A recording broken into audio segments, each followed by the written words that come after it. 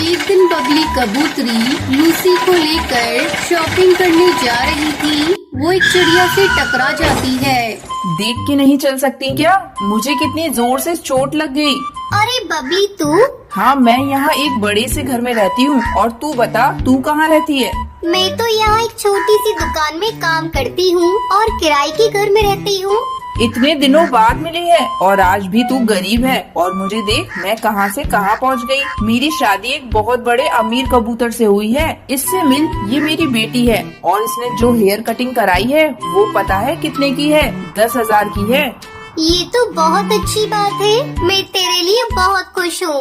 तुम गरीब पक्षी खुश होने के सिवा और क्या कर सकते हो? खुद का तो कोई वजूद नहीं है। चल मैं अब चलती हूँ, मुझे काम पर जाने में देर हो रही है। बबली कबूतरी मुंह बनाकर वहाँ से चली जाती है। शॉपिंग करके जब घर लौटती है, अरे कालू नौकर, मेरे लिए एक गिलास ठंडा पानी लेकर आ। अभी लाया मैम साहब। ये लीजिए मैम साहब। कितनी देर से हम घर में आए हैं, लेकिन तुझे सुनाई नहीं दे रहा था कि पानी भी दे दूं? पानी पी लो मालकिन। और मुझे कुछ पैसे एडवांस में चाहिए थे। मेरी बहन की तबीयत बहुत ज्यादा खराब है। मुझे गांव जाना है। क्यों, क्या हुआ तेरी बहन को? वो बहुत बीमार है। डॉक्टर भी अभी कुछ बता नहीं पा रहे हैं कि उसे हुआ क्या है। तू कान खोलकर सुन ले, मेरे घर में बीमारी की बातें मत किया कर। जब तू जाएगा तो पैसे ले लेना। अब जाओ यहाँ से। दूसरे दिन कालू, मैम साहब, आपने कहा था ना कि तुम गांव जाना तो मुझसे पैसे ले जाना। आज शाम के 6 बजे की मेरी बस है। अगर आप पैसे दे देती तो बहुत अच्छा होता। एक काम कर, अभी बहुत समय है, जाकर पहले झाड़ू लगा ले। कालू झाड़ू लगा रहा था, तभी बबली कबूतरी चिल्लाने लगती है। अरे तू पूरे समय झाड़ू लगाता रहेगा क्या? जा जाकर बर्तन भी साफ कर ले। मैम साहब, मुझे गांव जाने में देर हो रही है। अगर तुझे पैसे चाहिए तो मैंने जो कहा है वो तो तुम्हें करना ही पड़ेगा। थोड़ी देर बाद, मैम साहब, मैंने सारा काम कर लिया। अब तो मुझे पैसे दे दो। कौन से पैसे? तूने मुझे पागल समझ रखा है क्या? अगर तू गांव चला गया तो घर का काम कौन करेगा? मैं इतनी बेवकूफ नहीं हूँ जो तुम्हें पैसे दे दूँ। जाकर रात का खाना बना। कालू रोता रोता किचन की तरफ जा रहा था, तभी बंटी कबूतर ऑफिस से आता है। अरे कालू, तू रो क्यों रहा है?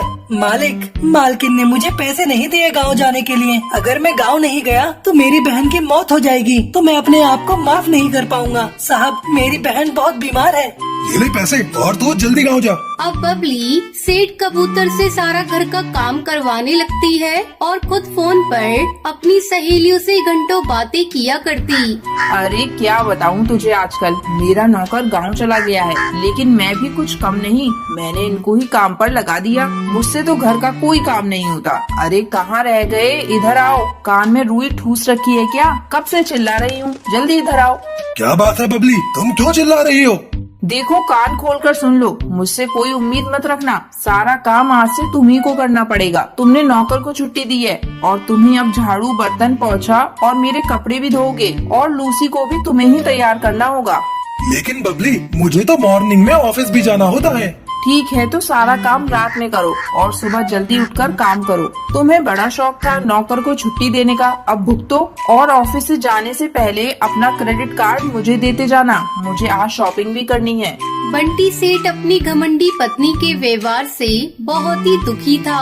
डेली ऑफिस लेट पहुंचने के कारण बंटी का बॉस उसे काम से निकाल देता है। कई महीने बीत जाते हैं, बंटी कबूतर को कोई ढंग की नौकरी नहीं मिलती।